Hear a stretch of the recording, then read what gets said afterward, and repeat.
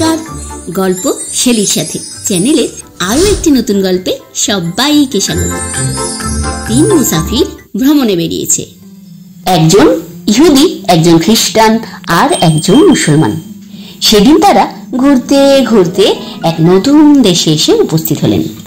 আর তারপরে কি হলো তাই নিয়েই আজকের গল্প জসীমউদ্দিনের লেখা তিন মুসাফির। অনেক দিন আগেকার কথা। আগেকার দিনে এক দল লোক দেশে দেশে ঘুরে বেড়াতো। নানা জায়গায় ঘুরে তারা সব দেশের নিয়ম কানুন রীতিনীতি নিয়ে নানা রকম বই লিখত। তাদের মধ্যে হিন্দু, মুসলমান, খ্রিস্টান, ইহুদি সবাই থাকতো। নানা ধর্মের লোক বলে কেউ কাউকে অবহেলা করতো না। এমনি তিন মুসাফির বিদেশ ভ্রমণে বের হয়েছে। একজন ইহুদি, একজন খ্রিস্টান আর একজন মুসলমান। সেদিন তারা ঘুরতে ঘুরতে এক নতুন দেশে এসে উপস্থিত হলো। পথ চলে তারা যেমন হয়রান তেমনই খিদে কাতর ছিল। কিন্তু তখন অনেক রাত হয়ে গেছে। গৃহস্থেরা সবাই ঘরদোর বন্ধ করে ঘুমিয়ে পড়েছে। না পেল তারা খাবার আর না পেল থাকার জায়গা। একটা বট গাছের তলায় কম্বল বিছিয়ে তারা শোয়ার জোগাড় করলো। এমন সময় একটি লোক সামান্য কিছু মিষ্টি এনে তাদের উপহার দিল। তিনজনেরই এত খিদে পেয়েছিল, এই সামান্য মিষ্টি ভাগ করে খেলে তাদের কারোরই পেট ভরবে না। খিদের সময় সামান্য কিছু খেলে খিদে আরো বেড়ে যায়। তাদের মধ্যে ইহুদি মুসাফিরটি ছিল অতি চালাক। সে বলল, এসো ভাই, আমরা সকলেই ঘুমিয়ে পড়ি। ঘুমিয়ে ঘুমিয়ে যে সব চাইতে ভালো স্বপ্ন দেখবে সেই মিঠাই খাবে। সে ভেবেছিল মিথ্যে মিথ্যে গল্প বানিয়ে বলে সকালবেলা সেই সব মিষ্টি খেয়ে নেবে। এই কথা সকলেই মেনে নিল। তারা যার যার বিছানায় শুয়ে ঘুমিয়ে পড়ল। শেষ রাত্রে মুসলমান মুসাফির জেগে উঠল।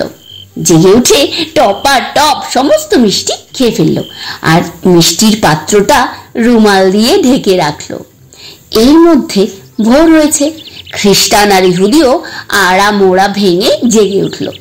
তখন তারা একে অপরকে জিজ্ঞেস করতে লাগলো কে কেমন স্বপ্ন দেখেছে। প্রথমে খ্রিস্টান বলতে আরম্ভ করলো, আরে ভাই, আমি যে কি মজার স্বপ্ন দেখেছি।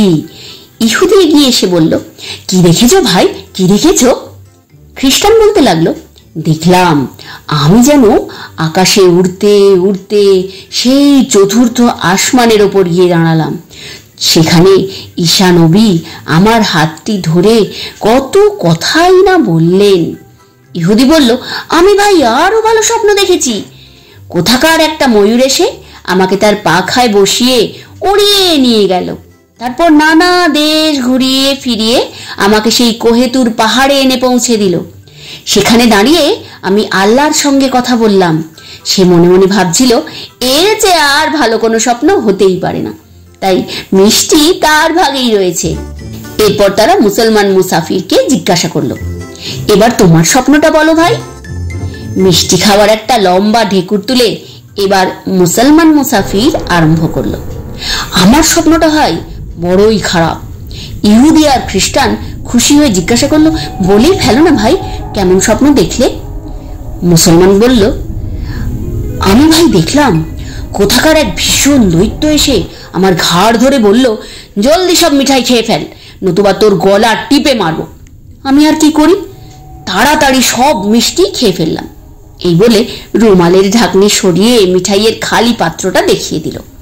ইহুদি আর খ্রিস্টান তখন এক বাক্যে জিজ্ঞেস করলো, তুমি ভাই আমাদের ডাকলে না কেন? আমরা উঠে ওই দৈত্যটাকে তাড়িয়ে দিতাম।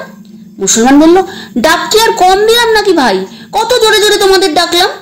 তারা দুজন জিজ্ঞেস করলো, কিন্তু আমরা দুজন তো তোমার কাছেই ছিলাম, তবে শুনলাম না কেন? মুসলমান বলল, কি করে শুনবে ভাই, তোমাদের একজন ছিল সেই চতুর্থ আসমানের ওপর আর একজন ছিল সেই কত দূরে কোহিতুর পাহাড়ের ওপর।